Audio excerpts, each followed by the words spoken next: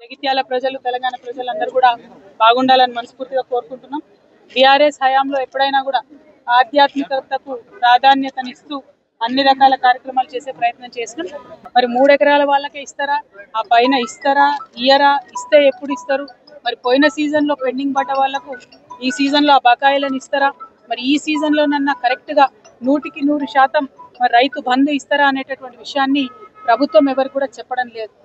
భరించలేక రోజు ఒక కొత్త డ్రామా కాంగ్రెస్ పార్టీ చేస్తుంది. ఒకసారి కేసీఆర్ గారికి కాళేశ్వరం మీద నోటీసు, ఇంకొక రోజు హరీష్ రావు గారికి నోటీసు, ఇంకొక రోజు ఇంకొక సీనియర్ నాయకుడికి నోటీసు, ఇవాళ మరి కేటీఆర్ గారికి మరి నాకు తెలిసి ఇది 5వ సారో 6వ సారో నోటీసు ఇవ్వడం. ఒకటి నోటీసులు ఇచ్చిన ప్రతిసారి ప్రతి ఒక్కరు ఏదో ఒకటి మాట్లాడి మొత్తానికి ప్రజా సమస్యల నుంచి దృష్టి మరల్చాలే, వాళ్ళు పబ్బం గడుపుకోవాలని చూస్తున్నటువంటి సందర్భాన్ని మనం గమనిస్తున్నాం. నేను ఈ వైఖరిని తీవ్రంగా ఖండిస్తూ ఉన్నాను. మేము ఎప్పుడో చెప్పినాం, నోటీసులు ఇస్తే పోతాం, జవాబిస్తాం, మేమేం తప్పు చేసింది లేదని మా పార్టీ తరఫు నుండి మా నాయకులందరూ కూడా అన్ని సందర్భాల్లో కూడా చెప్పినటువంటి విషయం మీ అందరికీ తెలిసిందే. అయినప్పటికీ ఇవాళ తెలంగాణ భవన్కి తాళాలేసి మా కార్యకర్తలు ఎవరు బయటికి వెళ్లకుండా చేసినటువంటి సందర్భాన్ని మేము తీవ్రంగా ఖండిస్తున్నాం.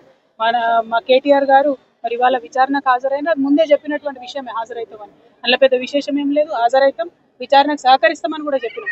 ఇవాళ తను అక్కడ ఉండగా ఇవాళ భవన్లో మరి తాళం వేయడం అన్నది నిజంగా కూడా దుర్మార్గం. మేము ఎప్పుడైనా కూడా ప్రజల పక్షానే నిలబడ్డాం, ప్రజల కోసమే పనిచేసినాం.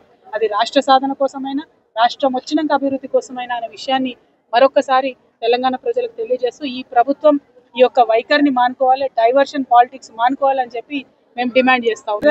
ఇది చూడు బ్రదర్, మీరు ఒక విషయం గమనించుకోవాలి. ఏ పార్టీ అయినా పార్టీలో ఉన్న లోపాలను ఖచ్చితంగా మాట్లాడుకుంటారు, సవరించుకుంటారు, ముందుకు పోతారు. కానీ మా పార్టీలో ఉన్న ఏ ఒక్క నాయకుడి మీదకి అవతలోడు దాడికి వస్తే ఖచ్చితంగా మేమందరం ఒకరికొకరు అండగా నిలబడి కాపాడుకుంటాం. అందులో పెద్ద విశేషం ఏం లేదు. పార్టీలో ఉన్న కార్యకర్తల కోసం, వారి హక్కుల కోసం ఖచ్చితంగా మాట్లాడతాం.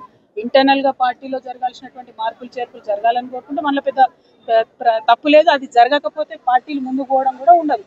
కాబట్టి దానికి దీనికి ముడిపెట్టాల్సిన అవసరం లేదు. మా నాయకత్వం మీద విమర్శ చేసి పబ్బం గడుపుకొని రాజకీయంగా లబ్ధి పొందాలని కాంగ్రెస్ పార్టీ చూస్తే వారి ప్రయత్నాన్ని ఖచ్చితంగా వమ్ము చేస్తాం. ఎవరికైతే మా నాయకుల మీద కేసులు పెడుతున్నారో, హరీష్ రావు గారు కావచ్చు, కేటీఆర్ గారు కావచ్చు, అందరికన్నా ముఖ్యంగా కేసీఆర్ గారు కావచ్చు, వారందరినీ కూడా కాపాడుకుంటూ పార్టీని ముందుకు తీసుకొని పోతాం. అంతర్గతంగా మాట్లాడుకునే అనేక అంశాలు ఉంటాయి, అవి కూడా ఖచ్చితంగా మాట్లాడుకుంటాం. Thank you. జై తెలంగాణ.